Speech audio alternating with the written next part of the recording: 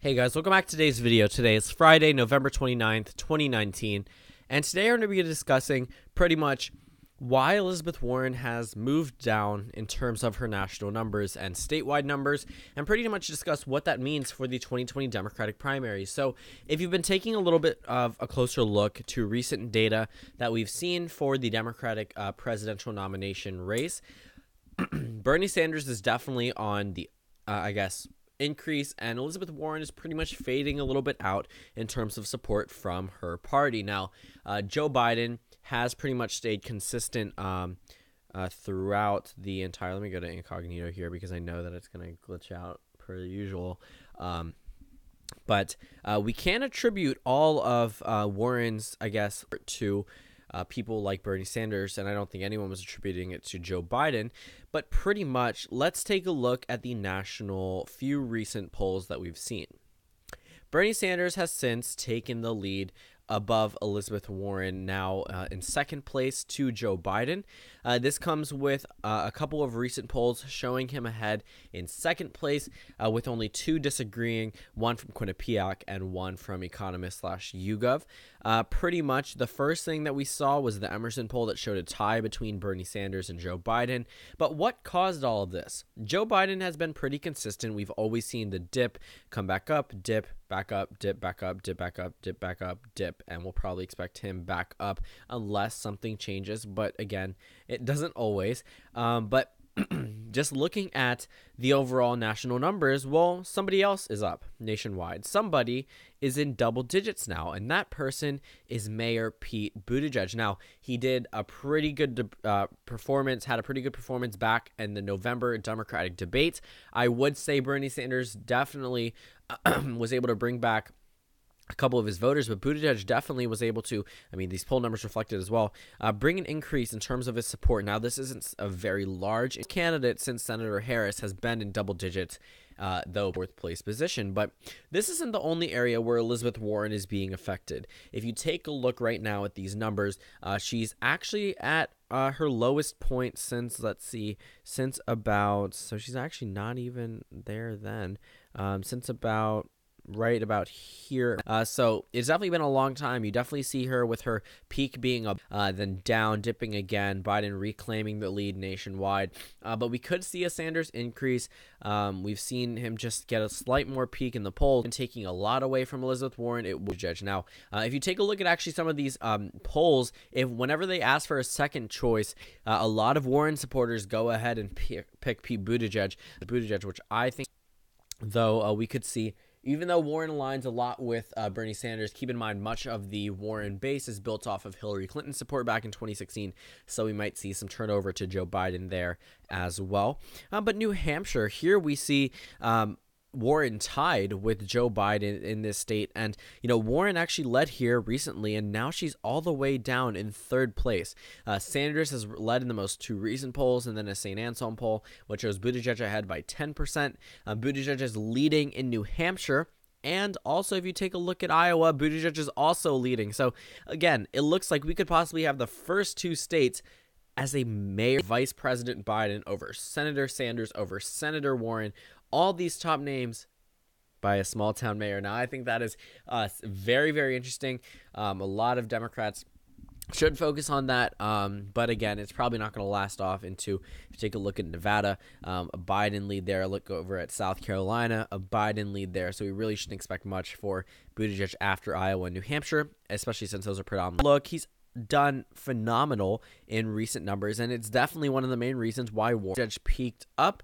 Right at that first peak, Warren was doing okay, but the combination of Sanders and Buttigieg taking away support really dropped down Warren. When this race was between 1% between Biden, 1% increase for Sanders to 2%, knocks down Warren all the way down to third place statewide. And in fact, she could end up being below Joe Biden because it's just really all dependent. Percentage point, any poll could impact where Elizabeth Warren stands. And also, if you take a look, she overtook Joe Biden all of October, and then leading into November, and then all of a sudden, boom, Buttigieg jumps up statewide, and it's not even like it was a subtle jump. He skyrocketed a lot higher, and she dipped a lot.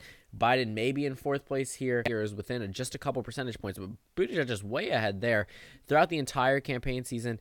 If you look, this is definitely messed up down here. It was not a Sanders plus 19 lead, but it was a Biden lead the whole time, and then all of a sudden overturned. Here we see a lead for Elizabeth Warren, and then boom, jumps up to Pete Buttigieg, and he has a pretty substantial lead statewide, which I think is pretty interesting as well. But Buttigieg definitely is one of the main reasons why Elizabeth Warren is dropping in numbers, but we haven't really seen any updated polls from the state of Nevada. I'd really like to see them after this November debate. Same thing if you go over to South Carolina. I mean, the numbers typically don't change here. Warren is actually in second place here, but that doesn't mean much when Biden's beating them all out by 19% statewide. But if we also take a look at some of the other polls that aren't exactly Democratic polls, but statewide polls, if you look, Andrew Yang loses to Donald, and Biden and Sanders both beat Trump, but the candidate in New Hampshire, Pete Buttigieg. Now, that is absolutely insane. Biden is by data, the most electable candidate in terms of, but Buttigieg may be coming for his spot in the state of New Hampshire, which I think is also something to note. If you take a look at the nationwide poll, Biden, Sanders, top two candidates. If you take a look, Warren and Buttigieg have the general election nationwide popular vote, which I think is also pretty interesting. I don't even know where this Bloomberg number is coming from, but again, money in politics. California, we see Trump against all these candidates. Obviously, California is not going to matter. Democrats are going to win it regardless. But it is pretty interesting just seeing the potential matchups here with plus 27, plus 26. Obviously, that's how it typically goes. If we take a look, they've been throwing Buttigieg in a lot more of the nationwide polls. Overall, he leads by 4%. We've seen some back and forth. Buttigieg plus 6, then a tie, Buttigieg plus 11, then a Trump plus 4, Buttigieg plus 7. More consistent with only one Trump leading poll in Emerson, going over to Trump plus Warren. Again, pretty consistent. Trump plus Sanders, also pretty consistent. Trump plus Harris, pretty consistent as well. Though they are starting to drop her name from some of these polls, which I think is absolutely crazy because she was candidates that they discussed for a potential nominee early on in the race. Not so much now, obviously, but also California. Harris has really dipped down to fourth place in her own home state. Really not a good look when there's 416 delegates at stake. But right now, it looks like it's going to be a fight between Warren and Biden. Looks like they're going to be going back and forth. But this most recent Survey USA poll shows Sanders ahead of shows Warren. It looks like it may end up being a close victory for Joe Biden in the state of California. Keep in mind, all of these states matter, but Warren also only leads state. Biden, Sanders, I think that is also pretty interesting, just taking a look at the overall data that really should be a little bit more in favor of Elizabeth Warren. Texas, I really don't expect anything different, though Beto O'Rourke had a very large number. A lot of O'Rourke voters are going to go over to Joe Biden.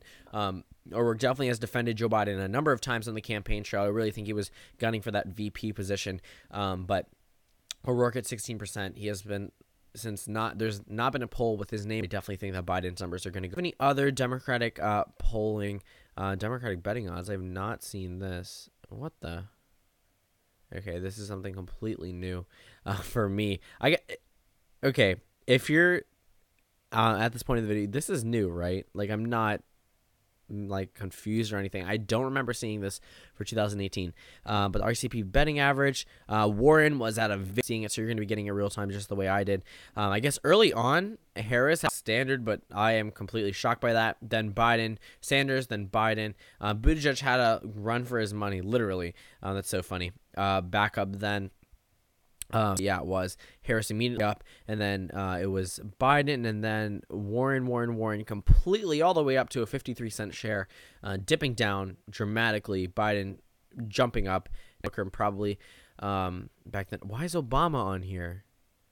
If I see Clinton, oh my gosh, no.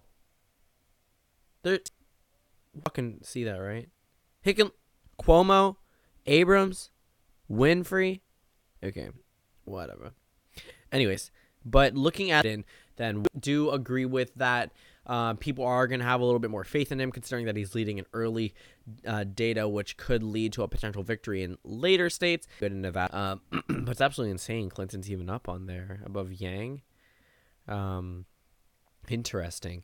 That's just in case she does enter into the race, and then this is not a win to win the presidency, just for the nomination. So whatever. But yeah, so pretty much just taking a look at this data, we see the money in this win. It's pretty surprising that Warren has dropped this dramatically in just a little bit over a month. So that pretty much wraps up this video. Thank you guys for watching this video. Comment down suggestions.